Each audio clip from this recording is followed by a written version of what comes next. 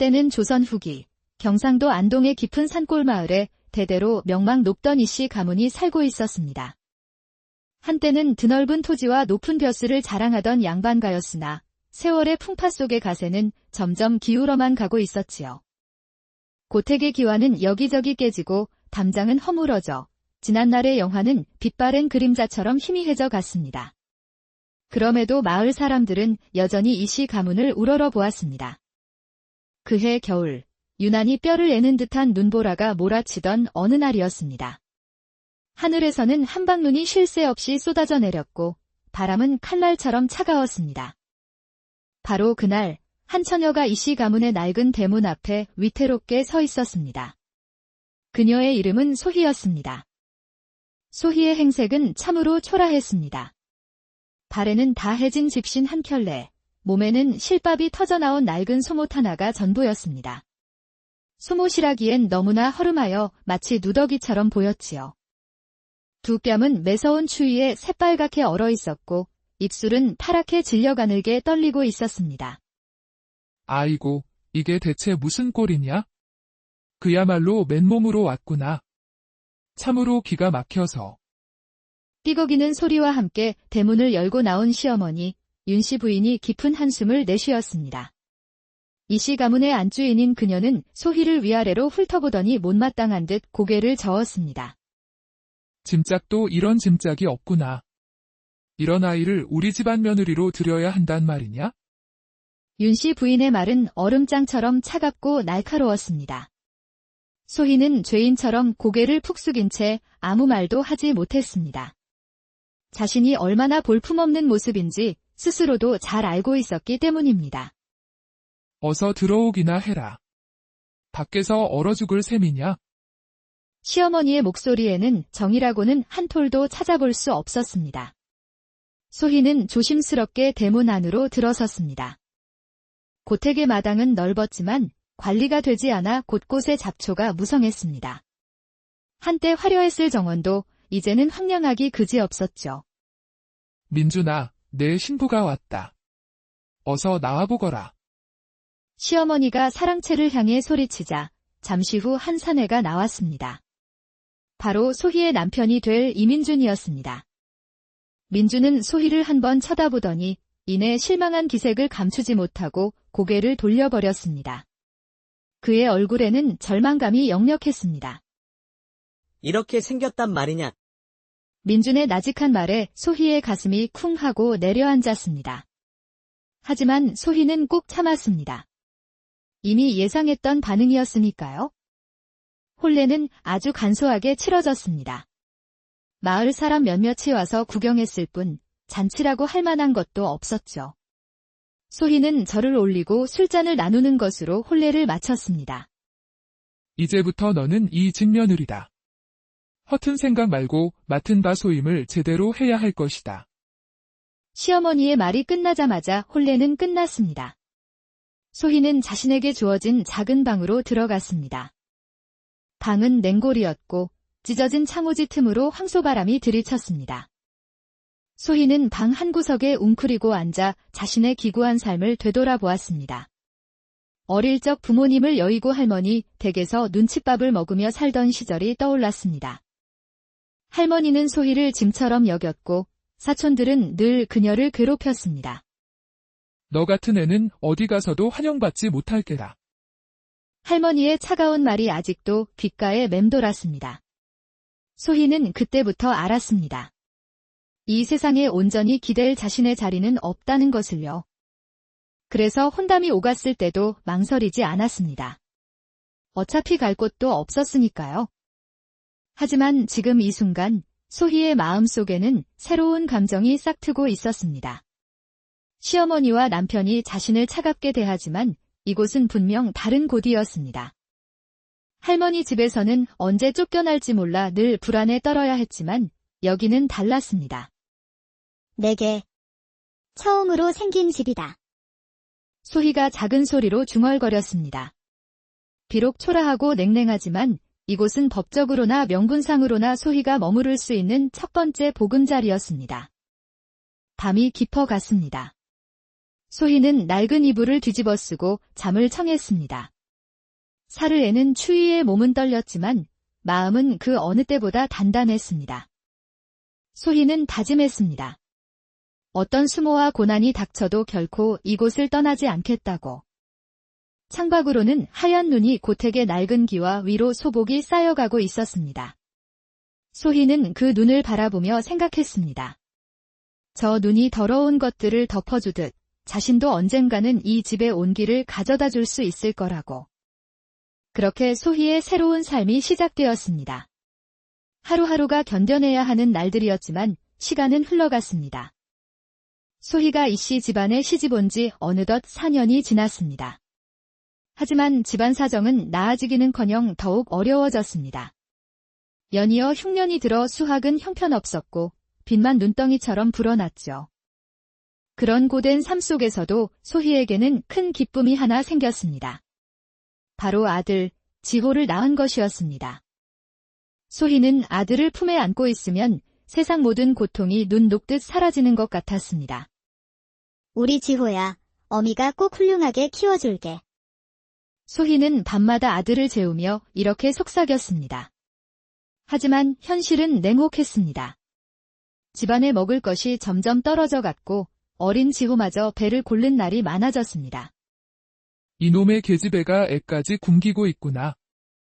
시어머니 윤씨 부인의 한숨이 날마다 깊어져 갔습니다.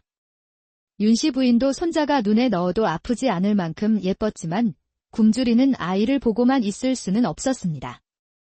어느 날 아침 윤씨 부인이 소희를 불렀습니다. 소희야, 이리 좀 와보아라. 네, 어머님. 소희가 조심스럽게 다가가자 윤씨 부인이 어렵게 입을 열었습니다. 지호를 한양 큰 댁으로 보내는 게 어떻겠느냐? 그 말에 소희의 얼굴이 하얗게 질렸습니다. 큰 댁은 한양에서 벼슬을 하고 있어 형편이 훨씬 나은 곳이었습니다. 어머님, 어찌 그런 말씀을 하십니까?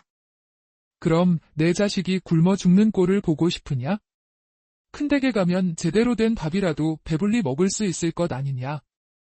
소희의 가슴이 갈기갈기 찢어지는 것 같았습니다. 하지만 시어머니의 말이 틀리지 않았습니다. 이대로 가다간 지호가 정말 굶어 죽을지도 모르는 상황이었으니까요. 서방님께서도 그리 생각하시는지요? 소희가 떨리는 목소리로 묻자 곁에 있던 남편 민준이 힘없이 고개를 끄덕였습니다. 어머니 말씀이 맞다. 우리가 지호를 제대로 키울 형편이 못 되지 않느냐. 그날 밤 소희는 잠든 아들의 얼굴을 보며 밤새도록 소리 없이 울었습니다.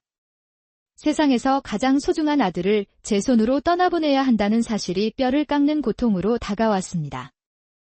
며칠 후 큰 댁에서 보낸 사람들이 도착했습니다.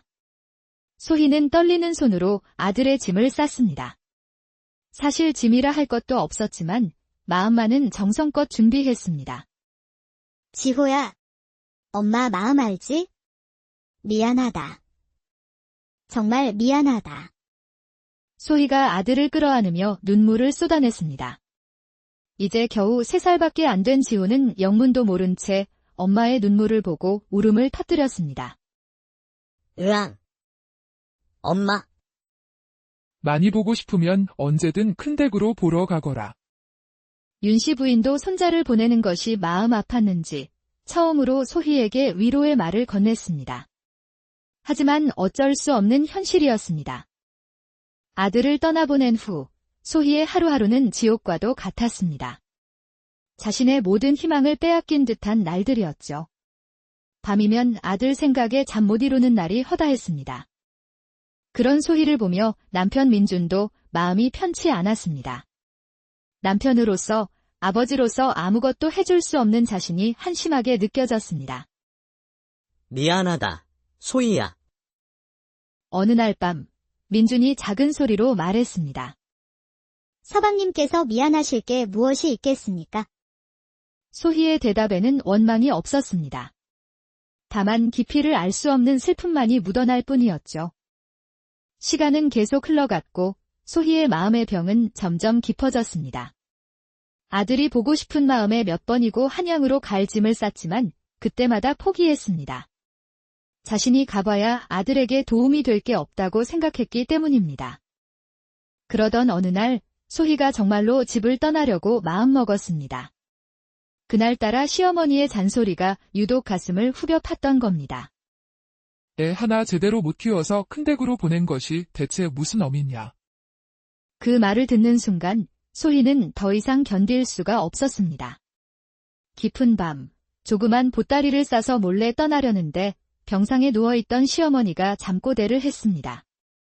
소희야, 내 본심이 아니었는데 너마저 날 버리고 가지 말아다오. 그 말을 듣는 순간 소희의 발걸음이 돌처럼 굳어버렸습니다. 소희는 알고 있었습니다. 미움을 주는 사람도 혼자 남겨지는 것은 두려워한다는 사실을요. 소희는 조용히 보따리를 풀고 시어머니 곁으로 가 밤새 끓인 미음을 드렸습니다. 그해 가을 청천벽력 같은 일이 벌어졌습니다. 마을에 역병이 돌기 시작한 것이었습니다. 세상도 무심하게 남편 민준도 그 역병에 걸리고 말았습니다. 더는 내려갈 곳이 없다고 생각했는데 더한 시련이 찾아온 것이죠. 소희야, 우리 지호를 잘 부탁한다. 민주는 마지막 말을 남기고 허망하게 세상을 떠났습니다. 소희는 남편의 시신 앞에서 목 놓아 울었습니다. 비록 살가운 정은 나누지 못했어도 함께 살아온 세월이 있었기 때문입니다. 장례는 큰댁의 도움으로 치러졌습니다. 덕분에 소희는 오랜만에 아들 지호를 만날 수 있었습니다. 지호는 몰라보게 자라 있었지만 여전히 엄마를 알아봤습니다. 어머니, 아들이 달려와 품에 안기는 순간 소희는 다시 한번 굳게 다짐했습니다. 이 세상과 끝까지 맞서 살아가겠다고 말이죠.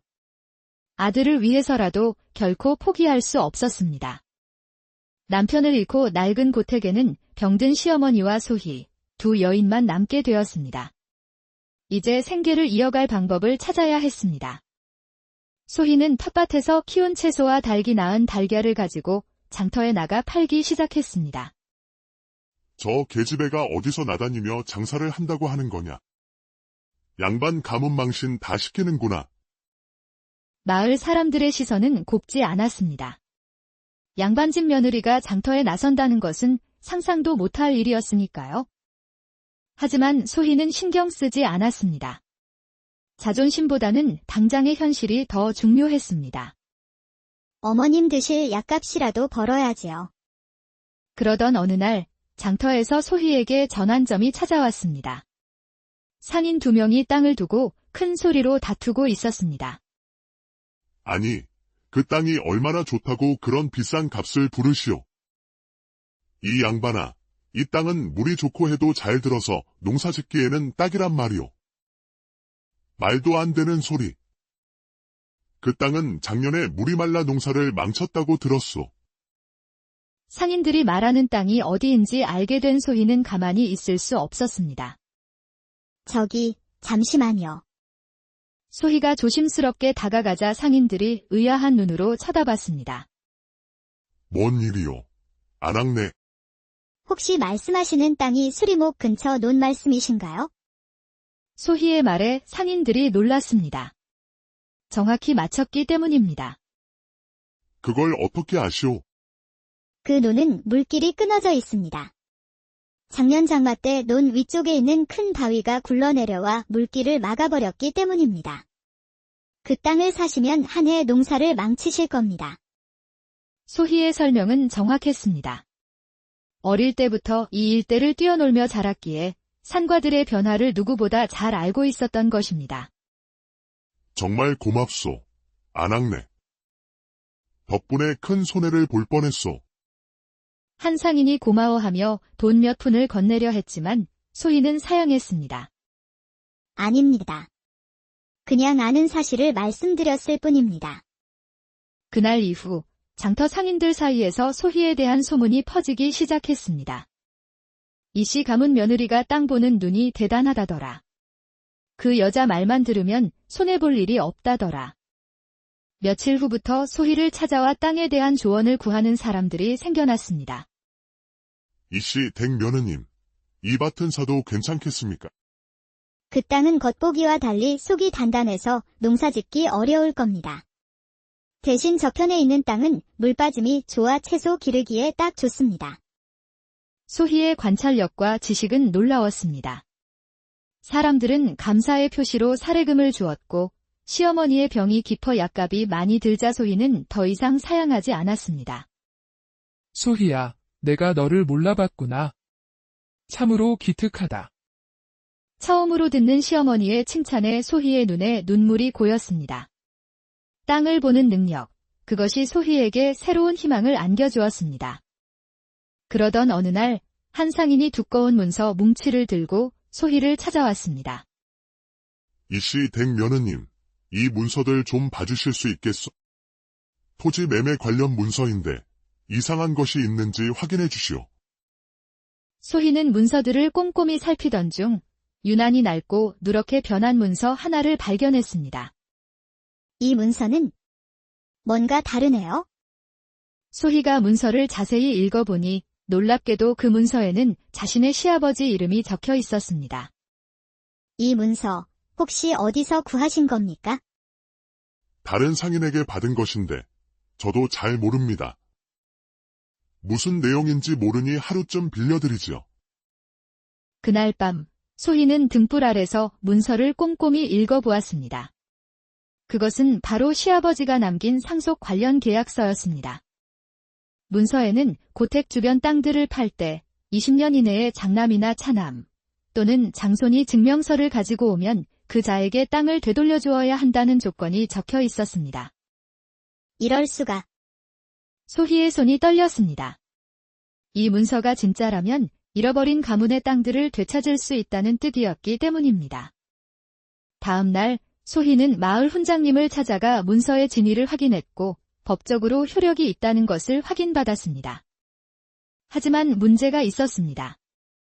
문서의 조건에 따르면 장손인 아들 지호가 직접 나서야 했는데 지호는 아직 너무 어렸습니다.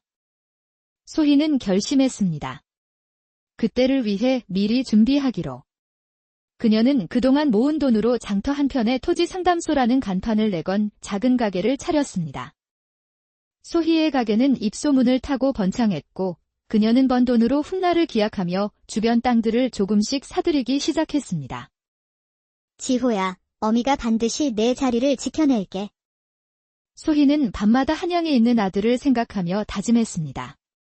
언젠가 아들이 떳떳하게 돌아올 수 있는 집을 만들어주고 싶었습니다. 소희의 토지 상담소가 번창하자 시어머니 윤씨 부인의 불만이 터져나오기 시작했습니다. 소희야, 내가 너무 집을 비우는 것이 아니냐? 계집이 할 일이 따로 있는 법인데 채통도 없이 밖으로만 놔두는구나. 어머님, 집안을 일으키려 애쓰는 것입니다. 어머님께서는 그럼 가만히 앉아서 굶어 죽으라는 말씀이십니까? 이 계집애가 어른한테 말대꾸를. 설상가상으로 마을 원님까지 소희를 경계하기 시작했고 큰 댁에서는 아들 지호가 엄마를 그리워하지 않는다는 내용의 편지가 도착했습니다. 시어머니는 불만이고 마을 사람들은 손가락질하고 아들은 자신을 잊어가는 듯 했습니다. 내가 대체 무엇을 위해 이렇게 애쓰고 있는 걸까? 그날 밤 소희는 깊은 회의감에 빠졌습니다. 하지만 포기할 수는 없었습니다. 여기서 포기하면 정말 아무것도 남지 않을 것 같았기 때문입니다. 아니야. 나는 올바른 일을 하고 있어. 반드시 결과로 보여주겠어.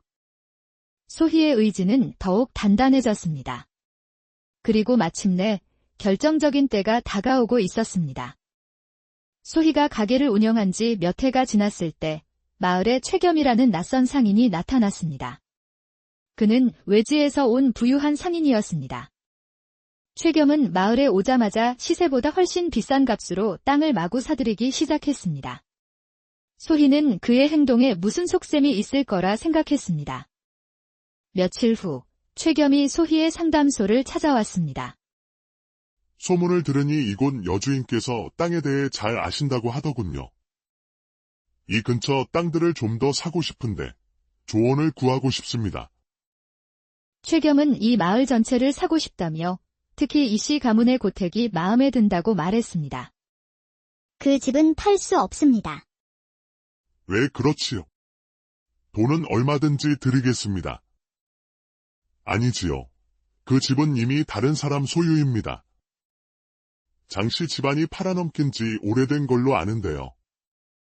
최겸이 품에서 고택의 매매 계약서를 꺼내 보였습니다. 이 문서에 따르면 고택은 제 것입니다. 그러니 어서 집을 비워주시지요. 소희의 머릿속이 복잡해졌지만 그녀는 침착하게 자신이 찾은 상속 조건 문서를 꺼냈습니다. 잠깐만요. 그 문서가 전부가 아닙니다. 이 문서를 보시지요. 조건부 매매였습니다. 조건을 충족하면 원래 주인에게 돌아와야 합니다. 최겸이 문서를 받아보더니 얼굴이 굳어졌습니다. 이런 문서가 있었군요. 하지만 조건을 충족할 수 있겠습니까? 장소는 지금 여기 없지 않습니까? 소희는 최겸이 모든 것을 계획하고 왔음을 직감했습니다. 그녀는 관아에 가서 정식으로 시시비비를 가리겠다고 선언했습니다. 며칠 후 관아에서 원님 앞에 선 소희와 최겸은 각자의 주장을 펼쳤습니다. 저는 정당한 매매로 이 땅을 샀습니다. 사또. 아닙니다. 사또. 조건부 매매였습니다. 조건을 충족하면 원래 주인에게 돌려주어야 합니다. 원님은 두 사람의 주장과 문서를 살펴본 뒤 며칠의 시간을 두고 다시 오라고 명했습니다. 그날 밤 소희는 큰 댁에 급히 편지를 보내 아들 지호를 데려와 달라고 부탁했습니다. 이제 정말 마지막 기회였습니다. 편지를 받은 큰 댁에서는 지호와 함께 사람을 보냈습니다. 어느덧 10살이 되어 의젓해진 아들의 모습에 소희는 눈물을 흘렸습니다. 어머니, 보고 싶었습니다. 우리 지호, 많이 컸구나. 이제 중요한 일을 해야 한단다. 어미를 도와줄 수 있지? 다음 날 소희는 아들 지호와 함께 관아로 향했습니다. 최겸은 아이를 데려온 소희를 보며 비웃었습니다. 제 아들입니다. 이씨 가문의 정당한 장손입니다. 원님은 마을 어르신들의 증언과 문서들을 다시 한번 확인했습니다. 모든 증거가 소희에게 유리하게 돌아가자 최겸의 얼굴이 어두워졌습니다. 본래 소유권과 조건 이행이 확인되었으므로 고택 주변의 땅에 대한 권리는 이씨, 가문의 장손에게 환원됨이 옳다. 마침내 원님의 판결이 내려졌습니다. 소희가 이긴 것이었습니다. 고맙습니다. 사또. 정말 고맙습니다. 소희는 아들과 함께 깊이 절했습니다. 패배를 인정한 최겸은 불만스러운 표정으로 마을을 떠났습니다. 집으로 돌아가는 길, 대문 앞에서 기다리고 있던 시어머니 윤씨 부인이 소희 앞에 갑자기 무릎을 꿇었습니다. 내가 눈이 어두웠다. 너의 그 큰 뜻도 몰라보고 내가 이 집안을 지켜낸 것이로구나. 고맙다, 소희야. 시어머니의 진심 어린 사과에 소희는 뜨거운 눈물을 흘리며 그녀를 일으켜 세웠습니다. 어머님, 이러지 마십시오. 저는 당연한 일을 했을 뿐입니다. 오랫동안 차갑게 얼어붙었던 고택에 드디어 따스한 온기가 돌아온 것 같았습니다. 그날 저녁, 시어머니와 아들, 그리고 소희는 한 상에 둘러앉아 정겨운 식사를 했습니다. 이제야 제 집에 온 것 같습니다. 너무나도 그리웠습니다. 가족들이 화목하게 지내는 모습을 보니 그동안의 모든 고생이 눈 녹듯 사라지는 느낌이었습니다. 이제 진짜 우리 집이 되었구나. 그날 밤, 소희는 마당에 나가 밤하늘의 별을 바라봤습니다. 예전에는 외롭고 고통스럽기만 했던 밤하늘이 이제는 무한한 희망으로 반짝이고 있었습니다. 판결이 난 후 소희의 삶은 완전히 바뀌었습니다. 마을 사람들은 더 이상 그녀를 손가락질하지 않고 오히려 존경과 칭찬을 보내왔습니다. 소희는 이씨 가문을 일으킨 위대한 여인, 때는 조선 후기, 경상도 안동의 깊은 산골 마을에 대대로 명망 높던 이씨 가문이 살고 있었습니다. 한때는 드넓은 토지와 높은 벼슬을 자랑하던 양반가였으나 세월의 풍파 속의 가세는 점점 기울어만 가고 있었지요. 고택의 기와는 여기저기 깨지고 담장은 허물어져 지난날의 영화는 빛바랜 그림자처럼 희미해져 갔습니다. 그럼에도 마을 사람들은 여전히 이씨 가문을 우러러 보았습니다. 그해 겨울, 유난히 뼈를 애는 듯한 눈보라가 몰아치던 어느 날이었습니다.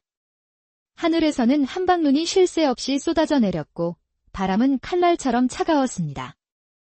바로 그날 한 처녀가 이씨 가문의 낡은 대문 앞에 위태롭게 서 있었습니다. 그녀의 이름은 소희였습니다. 소희의 행색은 참으로 초라했습니다. 발에는 다 해진 집신 한 켤레, 몸에는 실밥이 터져나온 낡은 소못 하나가 전부였습니다. 소못이라기엔 너무나 허름하여 마치 누더기처럼 보였지요. 두 뺨은 매서운 추위에 새빨갛게 얼어 있었고 입술은 파랗게 질려 가늘게 떨리고 있었습니다. 아이고, 이게 대체 무슨 꼴이냐? 그야말로 맨몸으로 왔구나. 참으로 기가 막혀서. 삐걱이는 소리와 함께 대문을 열고 나온 시어머니, 윤씨 부인이 깊은 한숨을 내쉬었습니다. 이씨 가문의 안주인인 그녀는 소희를 위아래로 훑어보더니 못마땅한 듯 고개를 저었습니다. 짐짝도 이런 짐짝이 없구나. 이런 아이를 우리 집안 며느리로 들여야 한단 말이냐? 윤씨 부인의 말은 얼음장처럼 차갑고 날카로웠습니다. 소희는 죄인처럼 고개를 푹 숙인 채 아무 말도 하지 못했습니다. 자신이 얼마나 볼품없는 모습인지 스스로도 잘 알고 있었기 때문입니다. 어서 들어오기나 해라. 밖에서 얼어 죽을 셈이냐? 시어머니의 목소리에는 정이라고는 한 톨도 찾아볼 수 없었습니다. 소희는 조심스럽게 대문 안으로 들어섰습니다. 고택의 마당은 넓었지만 관리가 되지 않아 곳곳에 잡초가 무성했습니다. 한때 화려했을 정원도 이제는 황량하기 그지없었죠. 민준아, 내 신부가 왔다. 어서 나와보거라. 시어머니가 사랑채를 향해 소리치자 잠시 후 한 사내가 나왔습니다. 바로 소희의 남편이 될 이민준이었습니다. 민준은 소희를 한번 쳐다보더니 이내 실망한 기색을 감추지 못하고 고개를 돌려버렸습니다. 그의 얼굴에는 절망감이 역력했습니다. 이렇게 생겼단 말이냐? 민준의 나직한 말에 소희의 가슴이 쿵 하고 내려앉았습니다. 하지만 소희는 꾹 참았습니다. 이미 예상했던 반응이었으니까요. 혼례는 아주 간소하게 치러졌습니다. 마을 사람 몇몇이 와서 구경했을 뿐 잔치라고 할 만한 것도 없었죠. 소희는 절을 올리고 술잔을 나누는 것으로 혼례를 마쳤습니다. 이제부터 너는 이 직며느리다. 허튼 생각 말고 맡은 바 소임을 제대로 해야 할 것이다. 시어머니의 말이 끝나자마자 혼례는 끝났습니다. 소희는 자신에게 주어진 작은 방으로 들어갔습니다. 방은 냉골이었고 찢어진 창호지 틈으로 황소바람이 들이쳤습니다. 소희는 방 한구석에 웅크리고 앉아 자신의 기구한 삶을 되돌아보았습니다. 어릴 적 부모님을 여의고 할머니 댁에서 눈칫밥을 먹으며 살던 시절이 떠올랐습니다. 할머니는 소희를 짐처럼 여겼고 사촌들은 늘 그녀를 괴롭혔습니다. 너 같은 애는 어디 가서도 환영받지 못할 게다. 할머니의 차가운 말이 아직도 귓가에 맴돌았습니다. 소희는 그때부터 알았습니다. 이 세상에 온전히 기댈 자신의 자리는 없다는 것을요.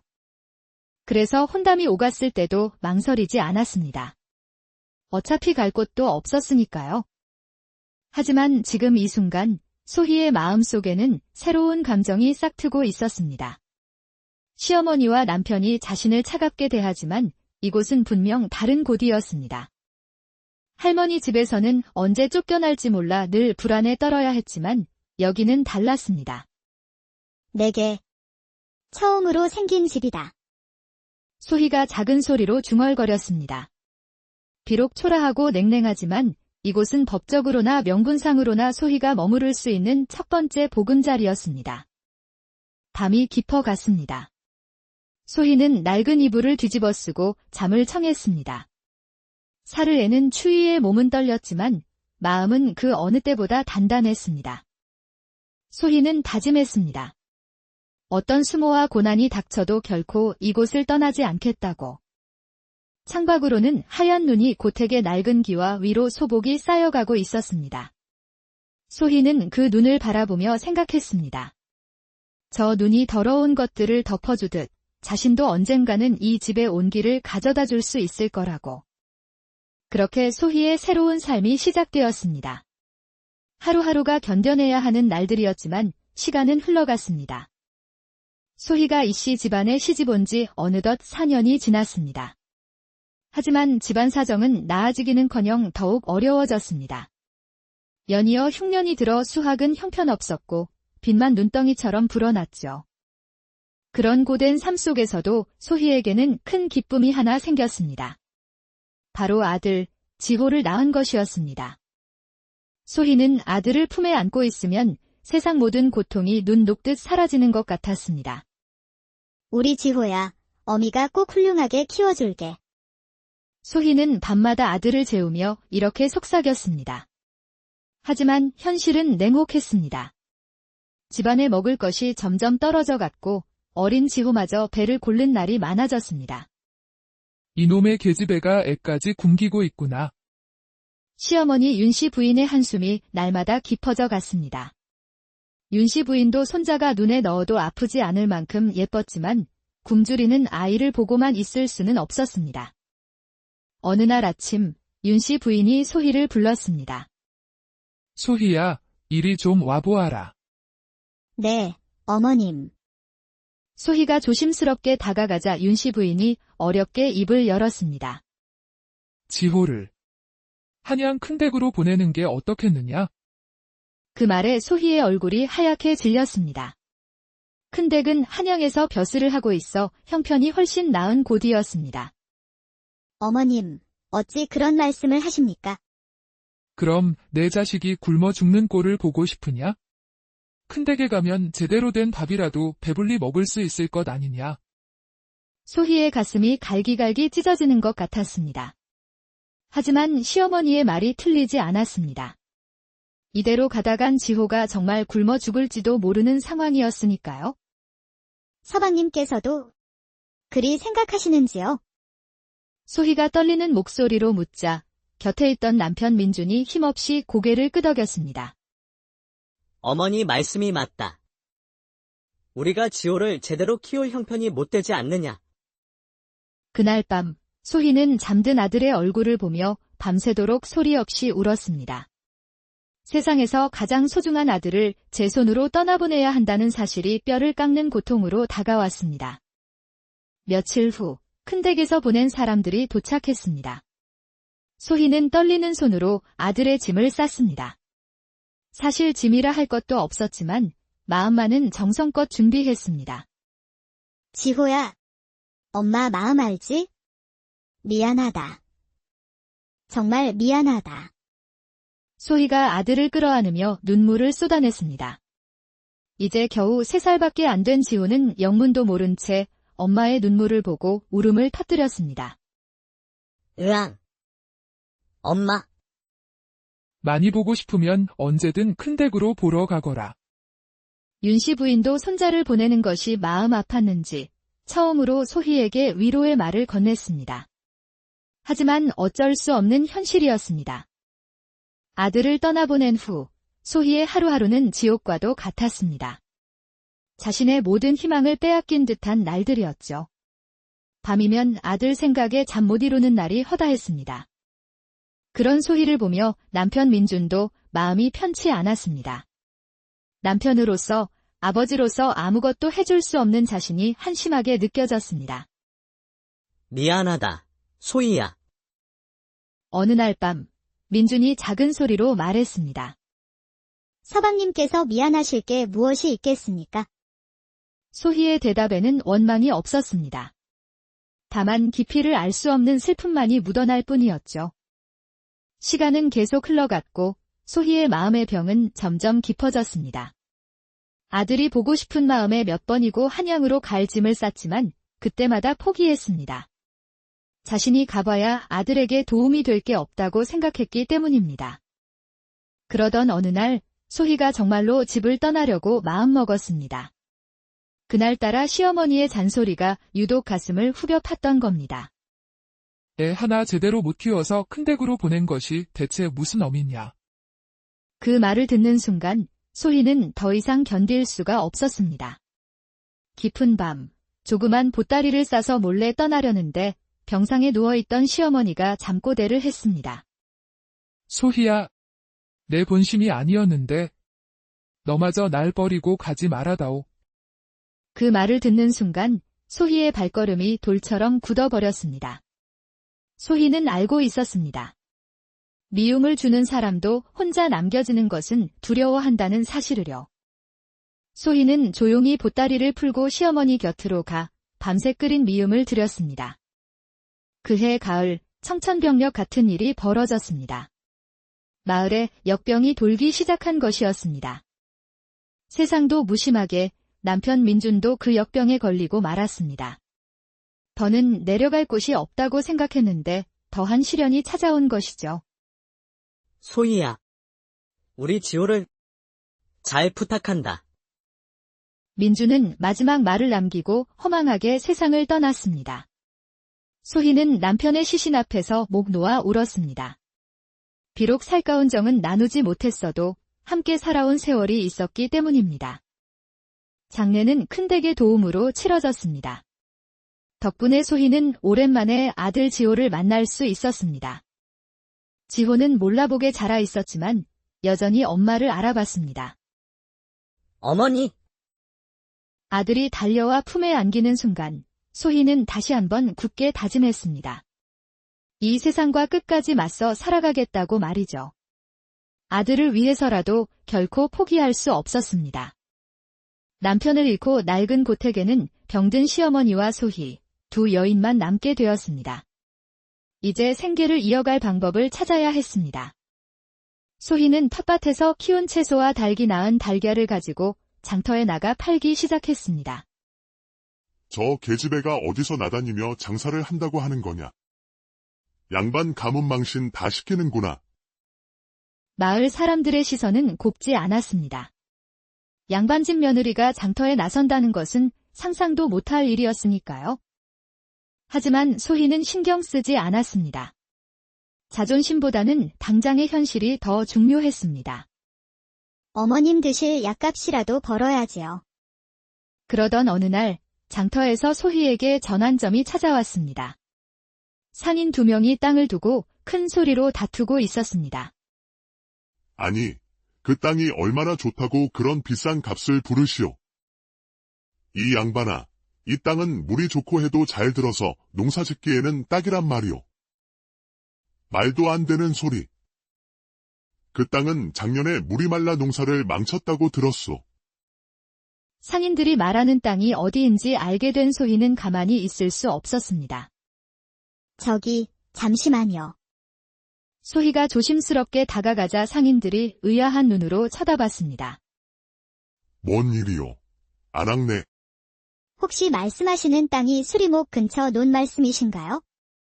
소희의 말에 상인들이 놀랐습니다. 정확히 맞췄기 때문입니다. 그걸 어떻게 아시오? 그 논은 물길이 끊어져 있습니다. 작년 장마 때 논 위쪽에 있는 큰 바위가 굴러내려와 물길을 막아버렸기 때문입니다. 그 땅을 사시면 한 해 농사를 망치실 겁니다. 소희의 설명은 정확했습니다. 어릴 때부터 이 일대를 뛰어놀며 자랐기에 산과들의 변화를 누구보다 잘 알고 있었던 것입니다. 정말 고맙소. 안악네. 덕분에 큰 손해를 볼 뻔했소. 한 상인이 고마워하며 돈 몇 푼을 건네려 했지만 소희는 사양했습니다. 아닙니다. 그냥 아는 사실을 말씀드렸을 뿐입니다. 그날 이후 장터 상인들 사이에서 소희에 대한 소문이 퍼지기 시작했습니다. 이씨 가문 며느리가 땅 보는 눈이 대단하다더라. 그 여자 말만 들으면 손해볼 일이 없다더라. 며칠 후부터 소희를 찾아와 땅에 대한 조언을 구하는 사람들이 생겨났습니다. 이씨 댁 며느님, 이 밭은 사도 괜찮겠습니까? 그 땅은 겉보기와 달리 속이 단단해서 농사짓기 어려울 겁니다. 대신 저편에 있는 땅은 물빠짐이 좋아 채소 기르기에 딱 좋습니다. 소희의 관찰력과 지식은 놀라웠습니다. 사람들은 감사의 표시로 사례금을 주었고 시어머니의 병이 깊어 약값이 많이 들자 소희는 더 이상 사양하지 않았습니다. 소희야, 내가 너를 몰라봤구나. 참으로 기특하다. 처음으로 듣는 시어머니의 칭찬에 소희의 눈에 눈물이 고였습니다. 땅을 보는 능력, 그것이 소희에게 새로운 희망을 안겨주었습니다. 그러던 어느 날, 한 상인이 두꺼운 문서 뭉치를 들고 소희를 찾아왔습니다. 이씨 댁 며느님, 이 문서들 좀 봐주실 수 있겠소? 토지 매매 관련 문서인데 이상한 것이 있는지 확인해 주시오. 소희는 문서들을 꼼꼼히 살피던 중 유난히 낡고 누렇게 변한 문서 하나를 발견했습니다. 이 문서는 뭔가 다르네요. 소희가 문서를 자세히 읽어보니 놀랍게도 그 문서에는 자신의 시아버지 이름이 적혀 있었습니다. 이 문서 혹시 어디서 구하신 겁니까? 다른 상인에게 받은 것인데 저도 잘 모릅니다. 무슨 내용인지 모르니 하루쯤 빌려드리지요. 그날 밤 소희는 등불 아래서 문서를 꼼꼼히 읽어보았습니다. 그것은 바로 시아버지가 남긴 상속 관련 계약서였습니다. 문서에는 고택 주변 땅들을 팔 때 20년 이내에 장남이나 차남 또는 장손이 증명서를 가지고 오면 그 자에게 땅을 되돌려 주어야 한다는 조건이 적혀 있었습니다. 이럴 수가. 소희의 손이 떨렸습니다. 이 문서가 진짜라면 잃어버린 가문의 땅들을 되찾을 수 있다는 뜻이었기 때문입니다. 다음 날 소희는 마을 훈장님을 찾아가 문서의 진위를 확인했고 법적으로 효력이 있다는 것을 확인받았습니다. 하지만 문제가 있었습니다. 문서의 조건에 따르면 장손인 아들 지호가 직접 나서야 했는데 지호는 아직 너무 어렸습니다. 소희는 결심했습니다. 그때를 위해 미리 준비하기로. 그녀는 그동안 모은 돈으로 장터 한편에 토지 상담소라는 간판을 내건 작은 가게를 차렸습니다. 소희의 가게는 입소문을 타고 번창했고 그녀는 번 돈으로 훗날을 기약하며 주변 땅들을 조금씩 사들이기 시작했습니다. 지호야, 어미가 반드시 내 자리를 지켜낼게. 소희는 밤마다 한양에 있는 아들을 생각하며 다짐했습니다. 언젠가 아들이 떳떳하게 돌아올 수 있는 집을 만들어주고 싶었습니다.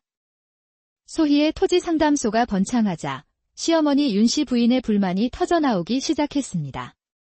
소희야, 내가 너무 집을 비우는 것이 아니냐? 계집이 할 일이 따로 있는 법인데 채통도 없이 밖으로만 놔두는구나. 어머님, 집안을 일으키려 애쓰는 것입니다. 어머님께서는 그럼 가만히 앉아서 굶어 죽으라는 말씀이십니까? 이 계집애가 어른한테 말대꾸를. 설상가상으로 마을원님까지 소희를 경계하기 시작했고 큰 댁에서는 아들 지호가 엄마를 그리워하지 않는다는 내용의 편지가 도착했습니다. 시어머니는 불만이고 마을 사람들은 손가락질하고 아들은 자신을 잊어가는 듯 했습니다. 내가 대체 무엇을 위해 이렇게 애쓰고 있는 걸까? 그날 밤 소희는 깊은 회의감에 빠졌습니다. 하지만 포기할 수는 없었습니다. 여기서 포기하면 정말 아무것도 남지 않을 것 같았기 때문입니다. 아니야. 나는 올바른 일을 하고 있어. 반드시 결과로 보여주겠어. 소희의 의지는 더욱 단단해졌습니다. 그리고 마침내 결정적인 때가 다가오고 있었습니다. 소희가 가게를 운영한 지 몇 해가 지났을 때 마을에 최겸이라는 낯선 상인이 나타났습니다. 그는 외지에서 온 부유한 상인이었습니다. 최겸은 마을에 오자마자 시세보다 훨씬 비싼 값으로 땅을 마구 사들이기 시작했습니다. 소희는 그의 행동에 무슨 속셈이 있을 거라 생각했습니다. 며칠 후 최겸이 소희의 상담소를 찾아왔습니다. 소문을 들으니 이곳 여주인께서 땅에 대해 잘 아신다고 하더군요. 이 근처 땅들을 좀 더 사고 싶은데 조언을 구하고 싶습니다. 최겸은 이 마을 전체를 사고 싶다며 특히 이씨 가문의 고택이 마음에 든다고 말했습니다. 그 집은 팔 수 없습니다. 왜 그렇지요? 돈은 얼마든지 드리겠습니다. 아니지요. 그 집은 이미 다른 사람 소유입니다. 장씨 집안이 팔아넘긴 지 오래된 걸로 아는데요. 최겸이 품에서 고택의 매매 계약서를 꺼내 보였습니다. 이 문서에 따르면 고택은 제 것입니다. 그러니 어서 집을 비워주시지요. 소희의 머릿속이 복잡해졌지만 그녀는 침착하게 자신이 찾은 상속 조건 문서를 꺼냈습니다. 잠깐만요. 그 문서가 전부가 아닙니다. 이 문서를 보시지요. 조건부 매매였습니다. 조건을 충족하면 원래 주인에게 돌아와야 합니다. 최겸이 문서를 받아보더니 얼굴이 굳어졌습니다. 이런 문서가 있었군요. 하지만 조건을 충족할 수 있겠습니까? 장소는 지금 여기 없지 않습니까? 소희는 최겸이 모든 것을 계획하고 왔음을 직감했습니다. 그녀는 관아에 가서 정식으로 시시비비를 가리겠다고 선언했습니다. 며칠 후 관아에서 원님 앞에 선 소희와 최겸은 각자의 주장을 펼쳤습니다. 저는 정당한 매매로 이 땅을 샀습니다. 사또. 아닙니다. 사또. 조건부 매매였습니다. 조건을 충족하면 원래 주인에게 돌려주어야 합니다. 원님은 두 사람의 주장과 문서를 살펴본 뒤 며칠의 시간을 두고 다시 오라고 명했습니다. 그날 밤 소희는 큰 댁에 급히 편지를 보내 아들 지호를 데려와 달라고 부탁했습니다. 이제 정말 마지막 기회였습니다. 편지를 받은 큰 댁에서는 지호와 함께 사람을 보냈습니다. 어느덧 10살이 되어 의젓해진 아들의 모습에 소희는 눈물을 흘렸습니다. 어머니, 보고 싶었습니다. 우리 지호, 많이 컸구나. 이제 중요한 일을 해야 한단다. 어미를 도와줄 수 있지? 다음 날 소희는 아들 지호와 함께 관아로 향했습니다. 최겸은 아이를 데려온 소희를 보며 비웃었습니다. 제 아들입니다. 이씨 가문의 정당한 장손입니다. 원님은 마을 어르신들의 증언과 문서들을 다시 한번 확인했습니다. 모든 증거가 소희에게 유리하게 돌아가자 최겸의 얼굴이 어두워졌습니다. 본래 소유권과 조건 이행이 확인되었으므로 고택 주변의 땅에 대한 권리는 이씨, 가문의 장손에게 환원됨이 옳다. 마침내 원님의 판결이 내려졌습니다. 소희가 이긴 것이었습니다. 고맙습니다. 사또. 정말 고맙습니다. 소희는 아들과 함께 깊이 절했습니다. 패배를 인정한 최겸은 불만스러운 표정으로 마을을 떠났습니다. 집으로 돌아가는 길, 대문 앞에서 기다리고 있던 시어머니 윤씨 부인이 소희 앞에 갑자기 무릎을 꿇었습니다. 내가 눈이 어두웠다. 너의 그 큰 뜻도 몰라보고 내가 이 집안을 지켜낸 것이로구나. 고맙다, 소희야. 시어머니의 진심 어린 사과에 소희는 뜨거운 눈물을 흘리며 그녀를 일으켜 세웠습니다. 어머님, 이러지 마십시오. 저는 당연한 일을 했을 뿐입니다. 오랫동안 차갑게 얼어붙었던 고택에 드디어 따스한 온기가 돌아온 것 같았습니다. 그날 저녁, 시어머니와 아들, 그리고 소희는 한 상에 둘러앉아 정겨운 식사를 했습니다. 이제야 제 집에 온 것 같습니다. 너무나도 그리웠습니다. 가족들이 화목하게 지내는 모습을 보니 그동안의 모든 고생이 눈 녹듯 사라지는 느낌이었습니다. 이제 진짜 우리 집이 되었구나. 그날 밤, 소희는 마당에 나가 밤하늘의 별을 바라봤습니다. 예전에는 외롭고 고통스럽기만 했던 밤하늘이 이제는 무한한 희망으로 반짝이고 있었습니다. 판결이 난 후 소희의 삶은 완전히 바뀌었습니다. 마을 사람들은 더 이상 그녀를 손가락질하지 않고 오히려 존경과 칭찬을 보내왔습니다. 소희는 이씨 가문을 일으킨 위대한 여인, 때는 조선 후기, 경상도 안동의 깊은 산골 마을에 대대로 명망 높던 이씨 가문이 살고 있었습니다. 한때는 드넓은 토지와 높은 벼슬을 자랑하던 양반가였으나 세월의 풍파 속의 가세는 점점 기울어만 가고 있었지요. 고택의 기와는 여기저기 깨지고 담장은 허물어져 지난날의 영화는 빛바랜 그림자처럼 희미해져 갔습니다. 그럼에도 마을 사람들은 여전히 이씨 가문을 우러러 보았습니다. 그해 겨울, 유난히 뼈를 애는 듯한 눈보라가 몰아치던 어느 날이었습니다. 하늘에서는 한방눈이 쉴 새 없이 쏟아져 내렸고 바람은 칼날처럼 차가웠습니다. 바로 그날 한 처녀가 이씨 가문의 낡은 대문 앞에 위태롭게 서 있었습니다. 그녀의 이름은 소희였습니다. 소희의 행색은 참으로 초라했습니다. 발에는 다 해진 집신 한 켤레, 몸에는 실밥이 터져나온 낡은 소못 하나가 전부였습니다. 소못이라기엔 너무나 허름하여 마치 누더기처럼 보였지요. 두 뺨은 매서운 추위에 새빨갛게 얼어 있었고 입술은 파랗게 질려 가늘게 떨리고 있었습니다. 아이고, 이게 대체 무슨 꼴이냐? 그야말로 맨몸으로 왔구나. 참으로 기가 막혀서. 삐걱이는 소리와 함께 대문을 열고 나온 시어머니, 윤씨 부인이 깊은 한숨을 내쉬었습니다. 이씨 가문의 안주인인 그녀는 소희를 위아래로 훑어보더니 못마땅한 듯 고개를 저었습니다. 짐짝도 이런 짐짝이 없구나. 이런 아이를 우리 집안 며느리로 들여야 한단 말이냐? 윤씨 부인의 말은 얼음장처럼 차갑고 날카로웠습니다. 소희는 죄인처럼 고개를 푹 숙인 채 아무 말도 하지 못했습니다. 자신이 얼마나 볼품없는 모습인지 스스로도 잘 알고 있었기 때문입니다. 어서 들어오기나 해라. 밖에서 얼어 죽을 셈이냐? 시어머니의 목소리에는 정이라고는 한 톨도 찾아볼 수 없었습니다. 소희는 조심스럽게 대문 안으로 들어섰습니다. 고택의 마당은 넓었지만 관리가 되지 않아 곳곳에 잡초가 무성했습니다. 한때 화려했을 정원도 이제는 황량하기 그지없었죠. 민준아, 내 신부가 왔다. 어서 나와보거라. 시어머니가 사랑채를 향해 소리치자 잠시 후 한 사내가 나왔습니다. 바로 소희의 남편이 될 이민준이었습니다. 민준은 소희를 한번 쳐다보더니 이내 실망한 기색을 감추지 못하고 고개를 돌려버렸습니다. 그의 얼굴에는 절망감이 역력했습니다. 이렇게 생겼단 말이냐? 민준의 나직한 말에 소희의 가슴이 쿵 하고 내려앉았습니다. 하지만 소희는 꾹 참았습니다. 이미 예상했던 반응이었으니까요. 혼례는 아주 간소하게 치러졌습니다. 마을 사람 몇몇이 와서 구경했을 뿐 잔치라고 할 만한 것도 없었죠.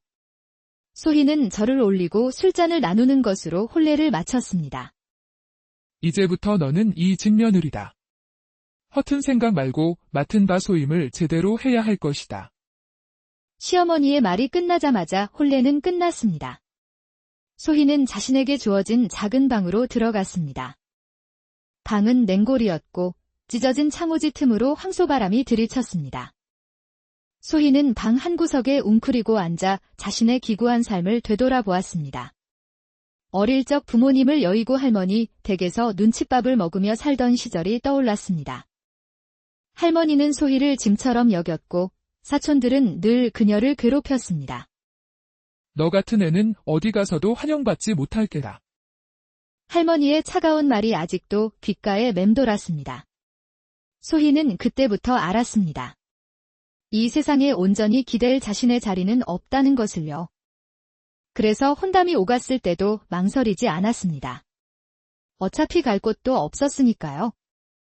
하지만 지금 이 순간 소희의 마음속에는 새로운 감정이 싹트고 있었습니다.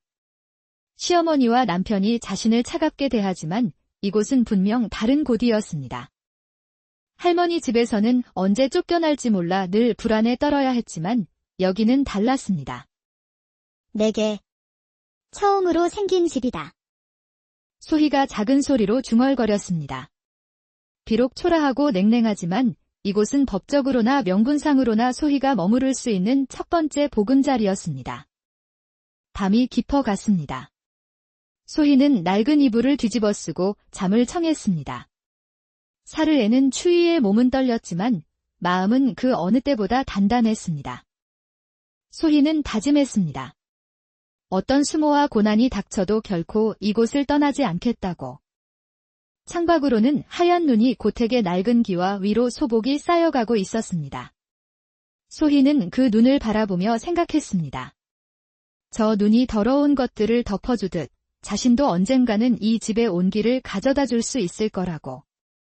그렇게 소희의 새로운 삶이 시작되었습니다. 하루하루가 견뎌내야 하는 날들이었지만 시간은 흘러갔습니다. 소희가 이씨 집안에 시집온 지 어느덧 4년이 지났습니다. 하지만 집안 사정은 나아지기는커녕 더욱 어려워졌습니다. 연이어 흉년이 들어 수학은 형편없었고 빚만 눈덩이처럼 불어났죠. 그런 고된 삶 속에서도 소희에게는 큰 기쁨이 하나 생겼습니다. 바로 아들, 지호를 낳은 것이었습니다. 소희는 아들을 품에 안고 있으면 세상 모든 고통이 눈 녹듯 사라지는 것 같았습니다. 우리 지호야, 어미가 꼭 훌륭하게 키워줄게. 소희는 밤마다 아들을 재우며 이렇게 속삭였습니다. 하지만 현실은 냉혹했습니다. 집안에 먹을 것이 점점 떨어져 갔고 어린 지호마저 배를 고른 날이 많아졌습니다. 이놈의 계집애가 애까지 굶기고 있구나. 시어머니 윤씨 부인의 한숨이 날마다 깊어져 갔습니다. 윤씨 부인도 손자가 눈에 넣어도 아프지 않을 만큼 예뻤지만 굶주리는 아이를 보고만 있을 수는 없었습니다. 어느 날 아침 윤씨 부인이 소희를 불렀습니다. 소희야, 이리 좀 와보아라. 네, 어머님. 소희가 조심스럽게 다가가자 윤씨 부인이 어렵게 입을 열었습니다. 지호를 한양 큰 댁으로 보내는 게 어떻겠느냐? 그 말에 소희의 얼굴이 하얗게 질렸습니다. 큰 댁은 한양에서 벼슬을 하고 있어 형편이 훨씬 나은 곳이었습니다. 어머님, 어찌 그런 말씀을 하십니까? 그럼 내 자식이 굶어 죽는 꼴을 보고 싶으냐? 큰 댁에 가면 제대로 된 밥이라도 배불리 먹을 수 있을 것 아니냐? 소희의 가슴이 갈기갈기 찢어지는 것 같았습니다. 하지만 시어머니의 말이 틀리지 않았습니다.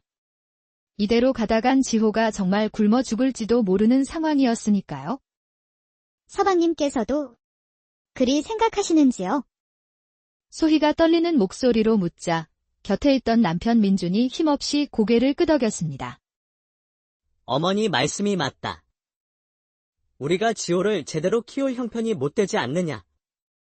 그날 밤 소희는 잠든 아들의 얼굴을 보며 밤새도록 소리 없이 울었습니다.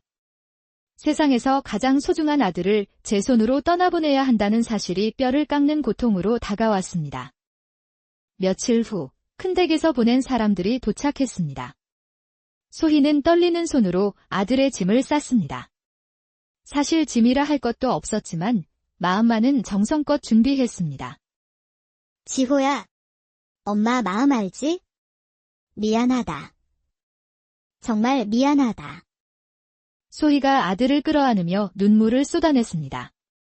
이제 겨우 3살밖에 안 된 지호는 영문도 모른 채 엄마의 눈물을 보고 울음을 터뜨렸습니다. 으앙. 엄마. 많이 보고 싶으면 언제든 큰 댁으로 보러 가거라. 윤씨 부인도 손자를 보내는 것이 마음 아팠는지 처음으로 소희에게 위로의 말을 건넸습니다. 하지만 어쩔 수 없는 현실이었습니다. 아들을 떠나보낸 후 소희의 하루하루는 지옥과도 같았습니다. 자신의 모든 희망을 빼앗긴 듯한 날들이었죠. 밤이면 아들 생각에 잠 못 이루는 날이 허다했습니다. 그런 소희를 보며 남편 민준도 마음이 편치 않았습니다. 남편으로서, 아버지로서 아무것도 해줄 수 없는 자신이 한심하게 느껴졌습니다. 미안하다, 소희야. 어느 날 밤, 민준이 작은 소리로 말했습니다. 서방님께서 미안하실 게 무엇이 있겠습니까? 소희의 대답에는 원망이 없었습니다. 다만 깊이를 알 수 없는 슬픔만이 묻어날 뿐이었죠. 시간은 계속 흘러갔고 소희의 마음의 병은 점점 깊어졌습니다. 아들이 보고 싶은 마음에 몇 번이고 한양으로 갈 짐을 쌌지만 그때마다 포기했습니다. 자신이 가봐야 아들에게 도움이 될 게 없다고 생각했기 때문입니다. 그러던 어느 날 소희가 정말로 집을 떠나려고 마음먹었습니다. 그날따라 시어머니의 잔소리가 유독 가슴을 후벼 팠던 겁니다. 애 하나 제대로 못 키워서 큰 댁으로 보낸 것이 대체 무슨 어미냐. 그 말을 듣는 순간 소희는 더 이상 견딜 수가 없었습니다.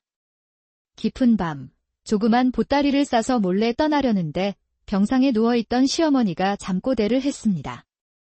소희야, 내 본심이 아니었는데 너마저 날 버리고 가지 말아다오. 그 말을 듣는 순간 소희의 발걸음이 돌처럼 굳어버렸습니다.